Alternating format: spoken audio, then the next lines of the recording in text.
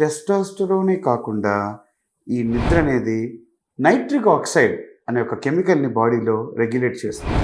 ఈ nitric oxide ఎందుకు important అంటే రక్తనాళాల్లో బ్లడ్ వెసల్స్లో బ్లడ్ ఫ్లో రెగ్యులేట్ చేయడం అది చాలా ఇంపార్టెంట్. ఎస్పెషలీ అంగం నుంచోవాలంటే అంగంలో ఉన్న రక్తనాళాల్లో బ్లడ్ ఫ్లో అవ్వాలి. దానికి నైట్రిక్ ఆక్సైడ్ ముఖ్యం అన్నమాట.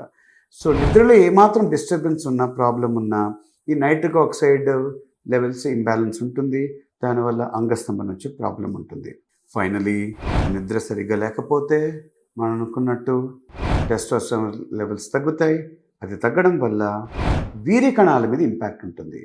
వాటి కౌంట్ మీద, అంటే నంబర్ ఎన్ని ఉంటాయి, వాటి ప్రొడక్షన్ మీద, వాటి డెవలప్మెంట్ మీద, అంటే మొటిలిటీ కదలిక మీద, అండ్ మార్ఫాలజీ షేప్, వాటి అపియరెన్స్ మీద, వీటన్నిటి వల్ల సంతానలేమి or male infertility and eventually infertility and పిల్లలు పుట్టకపోవడం జరిగే ఆస్కారాలు ఉంటాయి. సో ఫ్రెండ్స్, ప్రతిరోజు రాత్రి కనీసం 7 నుంచి 9 గంటల నిద్ర ఉండేలా చూసుకోండి. హెల్తీగా ఉండండి. Thank you.